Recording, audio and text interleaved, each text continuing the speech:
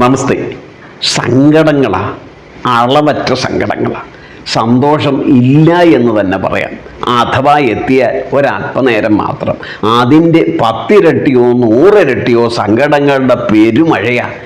എങ്ങനെയാ ഇതിൽ നിന്നൊന്ന് മുക്തി നേടുന്നത്? എന്താ ഇതിനൊരു പരിഹാരം? എന്നാ സർവേശ്വരൻ എന്നെ അനുഗ്രഹിക്കുന്നത്?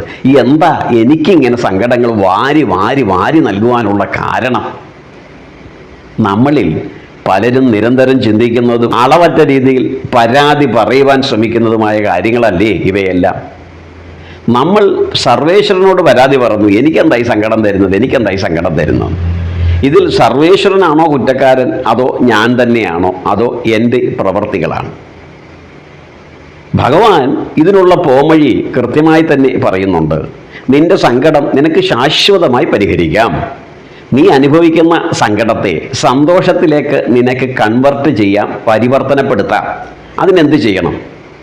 എൻ്റെ അത്ഭുതസിദ്ധി ഒന്നും നിനക്ക് ആവശ്യമില്ല.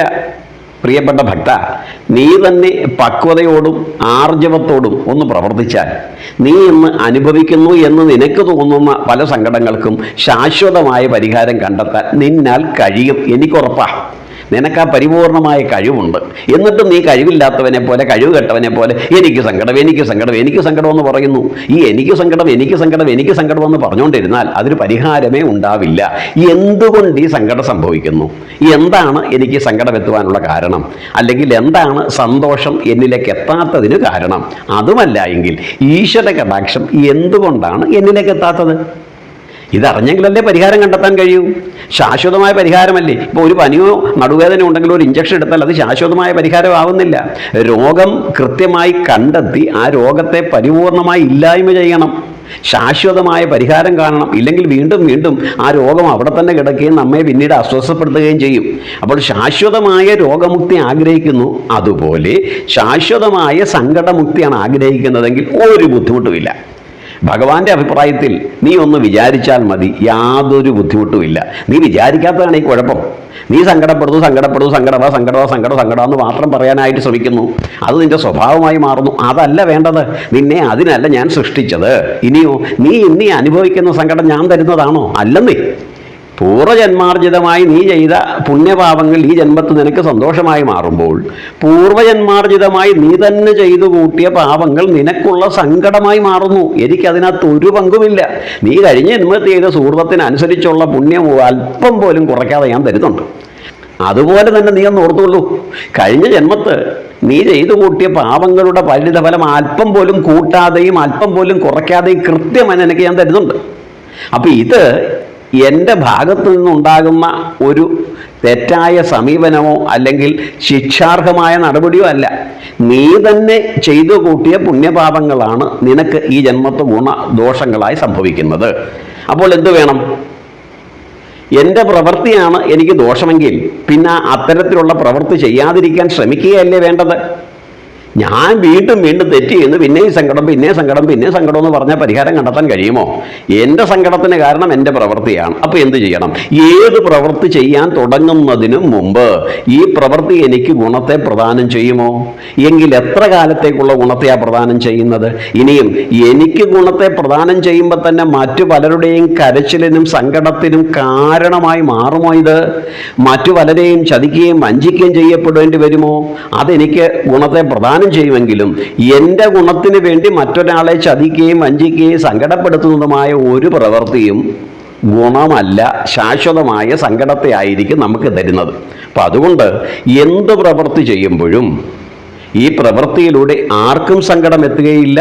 അതോടൊപ്പം തന്നെ എനിക്ക് തീർച്ചയായും സർവേശ്വര കൃപ കിട്ടും എന്ന് സ്വയം ചിന്തിച്ച് ബോധ്യമുള്ള പ്രവൃത്തികൾ ചെയ്താൽ തീർച്ചയായും സങ്കടക്കയത്തിൽ നിന്ന് കരകയറാൻ കഴിയും.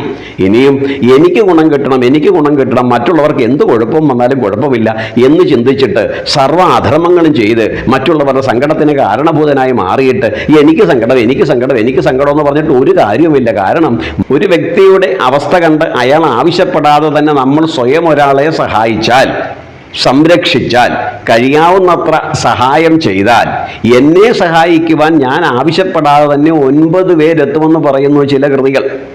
അതുപോലെ തന്നെ ഞാൻ എൻ്റെ സുഖത്തിനും സന്തോഷത്തിനും സർവ്വവിധമായ ഉന്നതിക്കും വേണ്ടി ഒരാളെ ചതിച്ചാൽ എന്നെ ചതിക്കുവാനും 9 പേരുണ്ടാകുമത്രേ.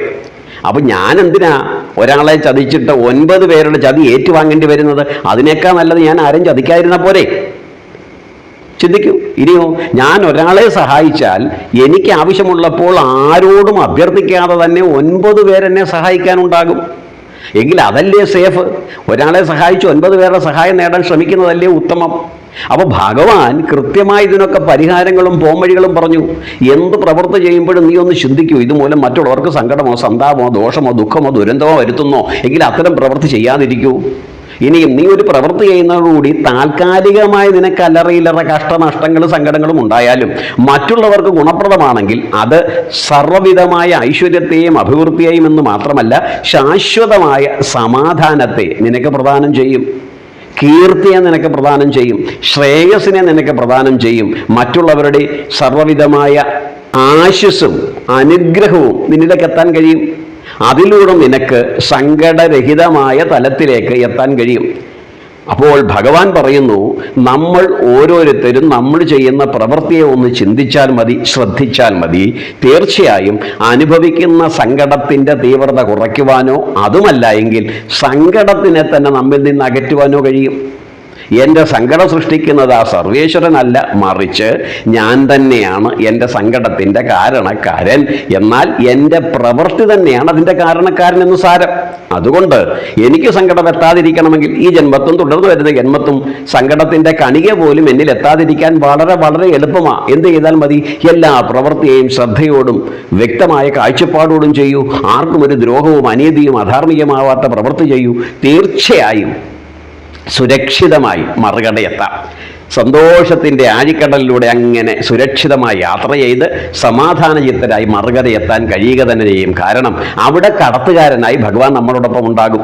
മറിച്ച് താൽക്കാലികമായ സുഖഭോഗത്തിന് വേണ്ടി ചതിയും വഞ്ചനയും ഒക്കെയാണ് പ്രവർത്തിക്കുന്നതെങ്കിൽ യാതൊരു സംശയവുമില്ല, കഠിനമായ സങ്കടസാഗരത്തിൻ്റെ അഗാധതയിലേക്ക് നമ്മൾ എത്തപ്പെടും. ബുദ്ധിമുട്ടും. സഹായിക്കാൻ ആരും അവിടെ ഉണ്ടാവില്ല.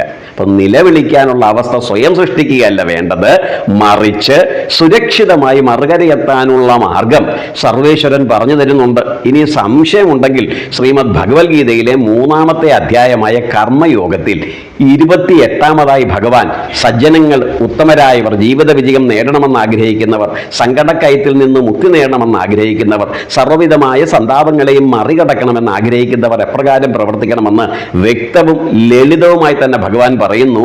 തത്വവിത്തു മഹാബാഹോ ഗുണകർമ്മ വിഭാഗയോ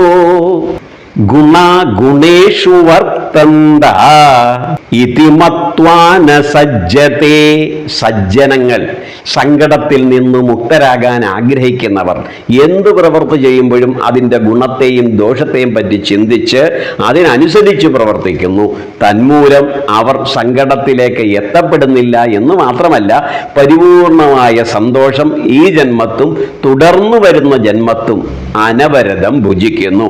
അത് നിനക്കും നേടാൻ കഴിയുമെന്ന് അർജുനനെ നിമിത്തമാക്കിക്കൊണ്ട് നമ്മളോട് ഓരോരുത്തരോടും ആ സർവേശ്വരൻ ഉത്തമമായ പോംവഴി പറഞ്ഞു തരുമ്പോൾ നമ്മൾ എന്തിനാ ഞാൻ നന്നാവില്ല എന്ന് വാശി പിടിക്കുന്നത്? ആ സർവേശ്വരൻ നമ്മുടെ നന്മയാണ് ലക്ഷ്യം വെക്കുന്നത്.